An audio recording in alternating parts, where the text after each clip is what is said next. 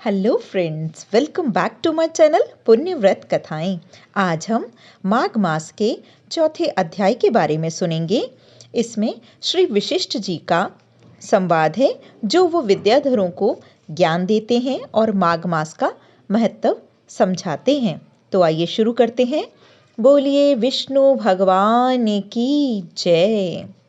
वशिष्ठ जी ने माघ महात्म्य का वृतांत सुनाते हुए कहा कि हे राजन, जब भृगु जी तपस्या में लीन थे उस समय एक विद्याधर दंपत्ति उनकी शरण में आए। महर्षि ने अति प्रेम पूर्वक उनको स्थान दिया। महर्षि ने देखा कि विद्याधर का मुख व्याघ्र जैसा था तथा उनकी पत्नी अति सुंदर रूपवती थी। विद्याधर ने ब्रह्म ऋषि को बताया कि हे श्रेष्ठ ऋषि, मेरा शरीर तो सुंदर है परंतु मुख अति कुरूप व्याघ्र जैसा है। इसी कारण मैं दिन रात जलता रहता हूँ तथा आत्महत्या करने की सोचता हूँ। मेरा उद्धार करो।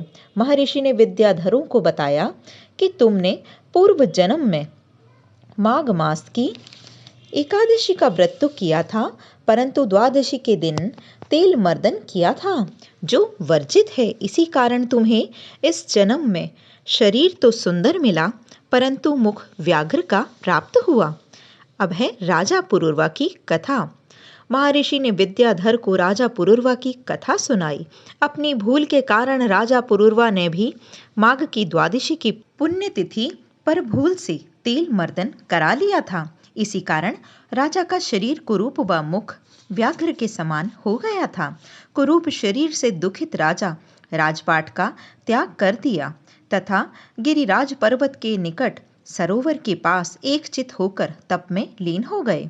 इस प्रकार राजा ने 3 मास तक घोर तप किया तथा भगवान विष्णु की आराधना की।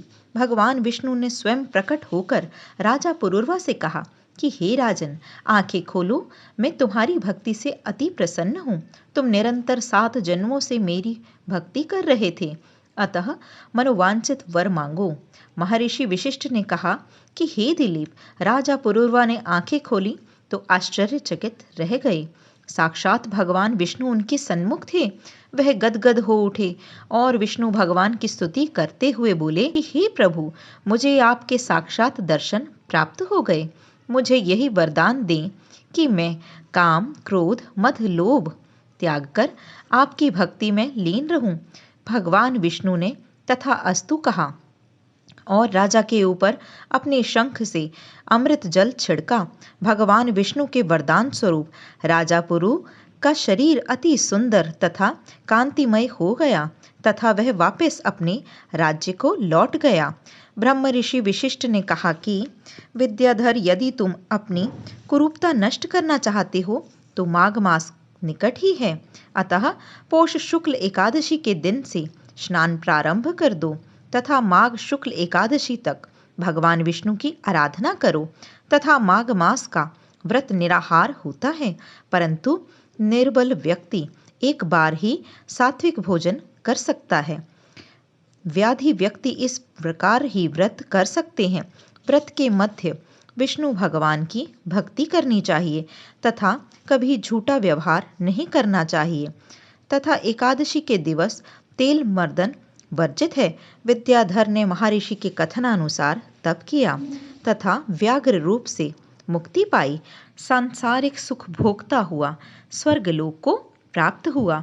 बोलो लक्ष्मी नारायण भगवान की जय।